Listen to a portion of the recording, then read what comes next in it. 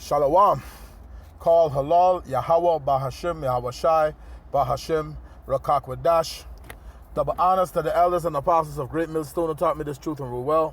Salutation and citations to the brothers out there that are laboring and pushing this truth and in sincerity and in charity and risking their lives and their freedom to do so.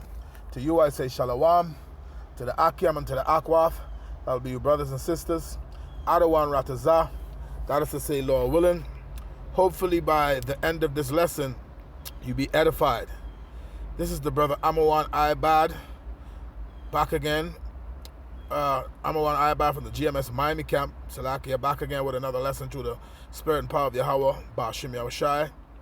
To feed the lambs of Yahweh, Yahweh Shai, as commanded. And I just came across an article just now that I was reading, and I decided to the spirit and power of Yahweh Bashim Yahushai to do a quick lesson on it. And this is going into the debt that the daughter of Babylon, aka America, is in.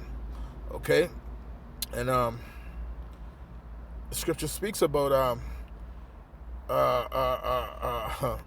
they that covered themselves with tick clay, man. I think the word for that is the word for that clay, tick clay is batiat, if I remember correctly, which goes into debt. But I'm gonna read, get a quick scripture, and I'm gonna go into the article. This is Habakkuk chapter 2. I'll jump in here at verse 5. It says, yea, also because he transgressed by wine. This is Esau going into the daughter of Babylon, aka America. Okay, yeah, because he also transgressed it by wine. He is a proud man, neither keep it at home, who enlargeth his desire as hell. You know, he cannot be satisfied, and is as death, okay, and cannot be satisfied, but gathered unto him all nations, and heap it unto him all people. Okay, that's why this is called a melting pot, okay? The daughter of Babylon, aka America, right? Verse 6, this is the point. It says, shall not all these take up a parable against him, and a taunting proverb against him, and say, woe to him that increaseth that which is not his. You see, how long? Unto him that laded himself with thick clay. And I think that the Hebrew word for that is batiat, if I'm pronouncing that right, and it goes into death. Okay, debt, not death. It's like a debt. Okay, D-E-B-T, debt. Okay, D-E-B-T. So let's go to this article right here. This is an article from Natural News. Okay, it's an article from Natural News, and this is dated. Let me see if I can get the date on this real quick. Okay, Friday, December 16, which is today. Okay, and the title says, Ron Paul. Okay, Ron Paul says social unrest and violence to follow, mother of all economic crisis. So, you know, we in a time of inflation. Okay, they're trying to tell you they have it under control and all of this different stuff. But he gave a speech the other day, and he's calling it the mother of all economic crisis. He's saying what's going to come, you know, because of these inflation and the debt ceiling, and you know, because the debt what this country has acquired, you know, he calling it the mother of all economic crisis, man. So let's go into this article, and Lord willing, as we read, you know, we able to get some precepts through the scriptures. Okay, so I'll start here. This is Natural News. It says, and I'm gonna put a quick disclaimer out there. Okay, Fair Use Act, the Copyright Act of 1976, under Section 107, which gives way for criticism and commentary, okay, and things of that nature. This lesson is not for monetary gain. This is just for educational purposes. So my disclaimer would be the Fair Use Act. So let's read. It says, the article says, Natural News, it says, everything former Texas Congressman Ron Paul has been saying throughout his career is finally coming to a head. Okay, as prophecy. Prophecy said these things. The Bible told you these things would happen before Ron Paul said, just so you know. Okay, the words of the Lord are faithful and true, and the scriptures tell you that Isaiah 34:16, that none shall fail, meaning the prophecies. There is going to be civil unrest. Okay, those things are going to happen because it's prophesied in the scriptures. Okay, it says everything that Texas Congressman Ron Paul has been saying throughout his career is finally coming to a head, and it's and the makings of the mother of all economic crisis manifests before our very eyes. It says, citing former advisor to International Monetary Fund, member of President Clinton's Council of Economic Advisors, Nouriel Roubani, Paul warned in a recent piece for the Ron Paul Institute of Peace and Prosperity that the amount of debt currently held by individuals, businesses, and the government is now so high and still growing, right? It says that the only thing left to happen is a massive pop of the fiat bubble.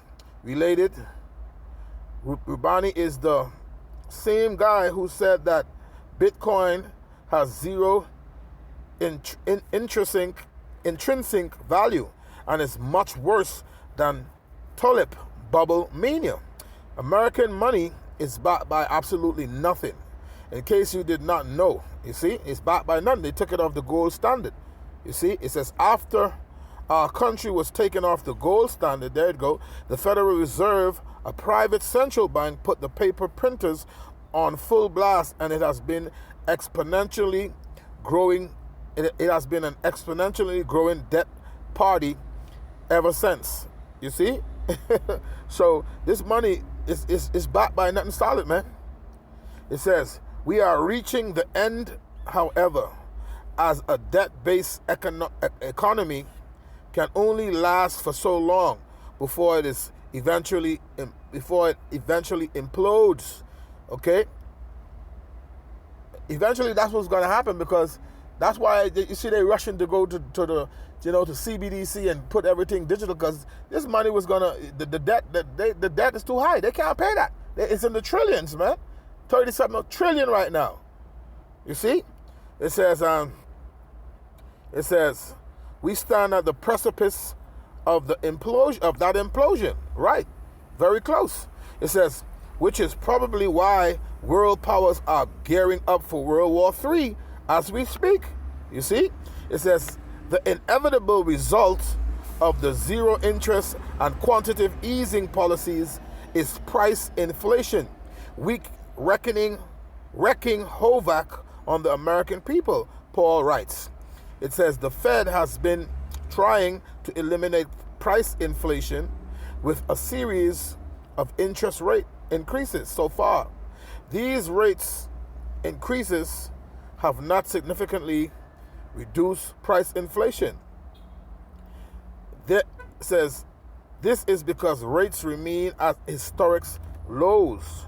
It says yet the rate increases had negative economic effects, including a decline in the demand for new homes, increasing interest rates, making it impossible for many middle working class Americans to afford a monthly mortgage payment for even a relatively inexpensive home. So see, the scripture speaks about usury, man. You know, don't land upon usury. And this is what they do. They come with these high interest rates. Okay, they lend you money upon usury, man. It says the American financial Ponzi scheme is on its last legs. This is a title in the article. It says further down in the article, it says the number one priority of the American government in the current economic paradigm is staying afloat through the managing of debt. In order to do this, the powers that be cannot allow for a free market, which would inhibit the Ponzi scheme from continuing the way it has been since 1913, when the Federal Reserve was first created. It says, according to the Congressional Budget Office, CBO, interest on the national debt is already on track to consume 40% of the federal budget by 2052. And they always turn out these numbers, 2052. Man, this place ain't going nowhere near that, man. Okay?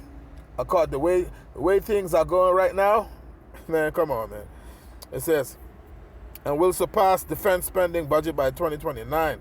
Paul further explains, a small interest rate increase can raise yearly federal debt interest rate payments by billions of dollars, increasing the amount of the federal budget devoted solely to servicing the debt. It says by 2035, the nation's two major entitlement programs, the Social Security Trust Fund and the Medicare Trust Fund, will run deficits and go bankrupt, you see? And there is no way to stop this, no matter what the Fed tries to do at this point, right? Because they're printing too much money. It says, which will ultimately lead to the world's rejection of the dollar as the world reserve currency. And that's happening right now because these nations, right now you got the BRICS nations out there. They're doing everything in their power to use their own money, man. That's already happening. You see? It says, and if it raises rates to the levels needed, really combat price inflation. So like it says, if it raises rates to the levels needed to really combat price inflation, the increase in interest payments will impose hardships on individuals and businesses, as well as raise federal interest payments to unsustainable levels, Paul says about the Fed. Also, if the Fed continues to facilitate federal deficits by monetizing the debt, the result will be an economic crisis caused by the collapse in the dollar value and rejection of the dollar's world reserve status. This was happening, man. This was about to happen. It says in the end, Paul warns it will be mass chaos and violence as the entire Ponzi scheme falls to ashes. Then comes the escalation of tyranny. Let me get some scriptures on that real quick, because the scripture speaks about these things, man. Unrest of the people because the lack of bread. Okay, let's go to that Second Ezra. Second Ezra, the 15th chapter. We're going to jump in here at verse 14. It says, "Woe to the world and them that dwell therein, for the sword and their destruction draw nigh, and one people shall stand up and fight against another, and swords in their hands." And the modern day sword is the gun, right? It says, "For there shall be sedition among men, and invading one another." You already see an example of sedition, the January thing by the Capitol Hill, right? You're already seeing some of that. It says, "For there shall be sedition among men, and invading one another, and they shall not regard their kings nor princes," right? Because why? Because the lack of bread, man. Ain't gonna be no work, ain't gonna be no money. It's going to be rough. It's going to be chaos, just like Ron Paul telling you. It says, "For there shall be sedition among men, and invading one another, and they shall not regard their kings nor princes, and the cause of their actions shall stand in their power." You ain't going to be listening to nobody in that day. It says, "A man shall desire to go into a city, and shall not be able." Why? Martial law. Okay, when martial law it comes into play, the Constitution goes out of the window. You see? It says, "And for because of their pride, the cities shall be troubled, and the houses shall be destroyed, and men shall be afraid." Okay, it says, verse 19, "A man shall have no pity upon his neighbor, but shall destroy their houses with the sword, and spoil their goods." Why? Because the lack of bread, meaning money, food, and for great tribulation. And that's what Ron Paul is warning about too. So this is already in the scripture, written over 2,000 years ago to happen. Okay, so the last part of this article, it says, in the end, Paul warns it will be mass chaos, unrest, and violence as the entire Ponzi scheme falls to ashes. Then comes the escalation of tyranny, right? We just read about the scripture say, "A man shall desire to go into the city and shall not be able," right?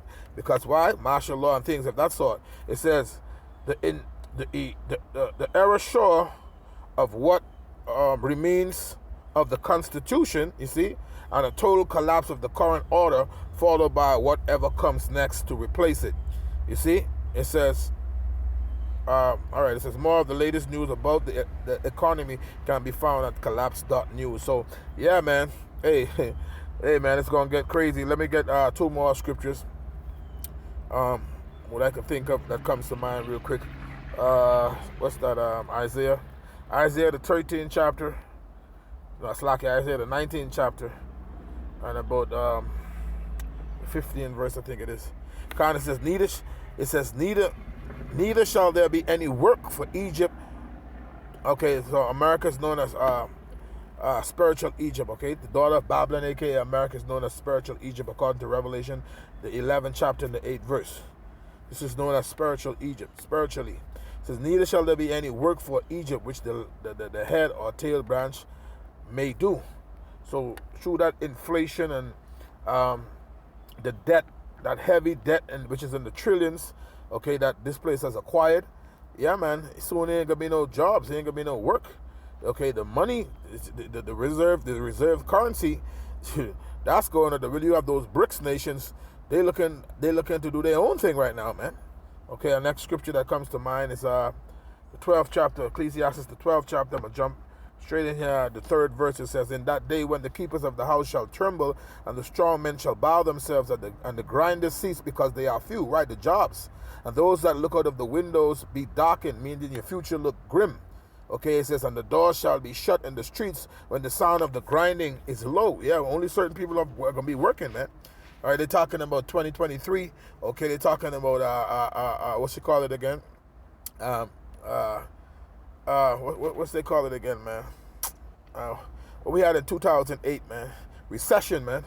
Okay, they're talking about recession, man. Okay, it says, and he shall rise up at the voice of the bird, and all the daughters of music shall be brought low. So when shit hit the fan, ain't nobody gonna have time for entertainment and entertainers in the music industry and all that other stuff. But people gonna be looking to feed themselves, man, and feed their family, because it's gonna be rough. Okay, so hey, with that, I'm gonna end it there. Hopefully you were edified. On to the next one. Shalom.